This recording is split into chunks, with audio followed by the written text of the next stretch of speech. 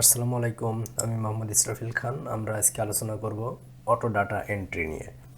এক কথায় আমরা কোনো একটা ডাটা এন্ট্রি করার ক্ষেত্রে আমরা শুরু করব ম্যানুয়ালি, বাট অটোমেটিকলি আমরা ডাটাটা এন্ট্রি করতে পারবো খুব সহজে, যেটা অনেক কম সময়ের মধ্যে।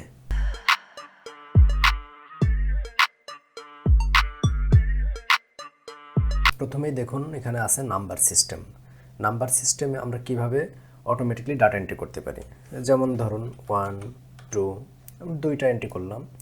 সেক্ষেত্রে দেখুন জাস্ট দুইটাকে মার্ক করে আমি এখানে প্লাস সিম্বলে ক্লিক করে আমি যত দূর নিয়ে যাব আমার প্রয়োজন মতো তত দূর ডাটাটা এন্ট্রি হয়ে যাবে ওই সিকোয়েন্স অনুসারে। ঠিক সেমভাবে দেখেন ইভেন নম্বর, আমরা এখানে যদি জোড় নাম্বারটা লিখতে চাই সেক্ষেত্রে ধরুন 2, তারপরে 4, এইভাবে দুইটা সংখ্যা লিখে নিলাম, জাস্ট মার্ক করলাম এবং এখানে প্লাস সিম্বল সেটাকে আমরা টেনে দিলাম। দেখেন সিকোয়েন্স অনুসারে অটোমেটিকলি সবগুলো ইভেন নাম্বার এখানে চলে আসছে। এরপরে দেখেন অড নাম্বার, বিজোড় সংখ্যা লেখার ক্ষেত্রে ধরুন প্রথম দুইটা আমরা লিখে নিব 1, 3।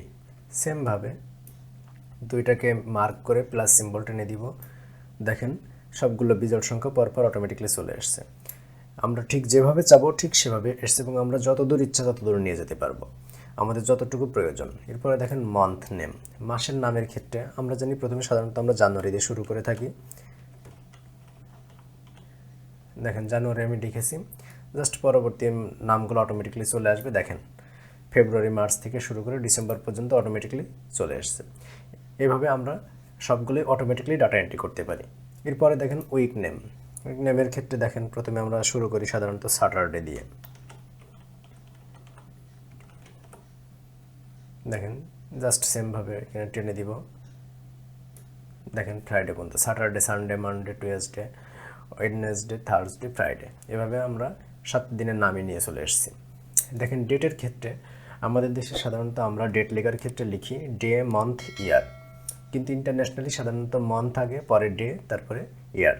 ধরেন আমি এখানে লিখলাম 1/1/2023, তার মানে 1 মাস 1 তারিখ 2023 সাল। সেমভাবে এখানে এখন আমরা জাস্ট প্লাস সিম্বলটা টেনে ধরে প্রয়োজন মতো টেনে দিলাম।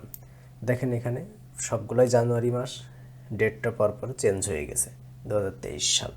খুব সুন্দরভাবে আমরা এটা করে ফেললাম।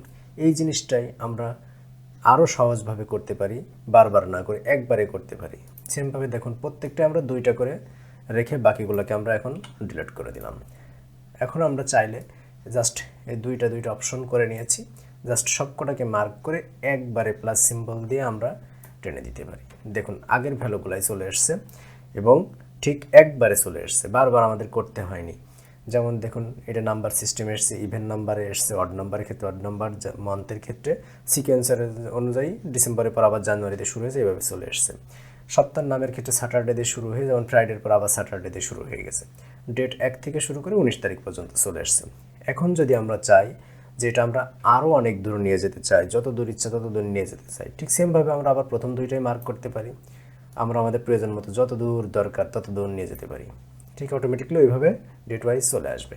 দেখেন আমরা অনেক দূর ডাটা নিয়েছি, এখানে প্রায় আমরা ডাটা নিয়ে ফেলেছি অনেক দূর, ধরেন প্রায় 205টা। এক কথায় একটা তৈরি করে পরেরগুলো অটোমেটিকলি আমরা নিয়ে নিতে পারি। ঠিক এইভাবেই আমরা অটোমেটিকলি ডাটা এন্ট্রি করতে পারি খুব সহজেই। এভাবেই আমরা সাধারণত অটো ডাটা এন্ট্রি করতে পারি। আশা করি সবাই বুঝতে পেরেছেন কীভাবে অটোমেটিক ডাটা এন্ট্রি করতে হয়। আমার ভিডিওটি যদি ভালো লেগে থাকে অবশ্যই আমার চ্যানেলটিকে সাবস্ক্রাইব করবেন। ধন্যবাদ। আসসালামু আলাইকুম।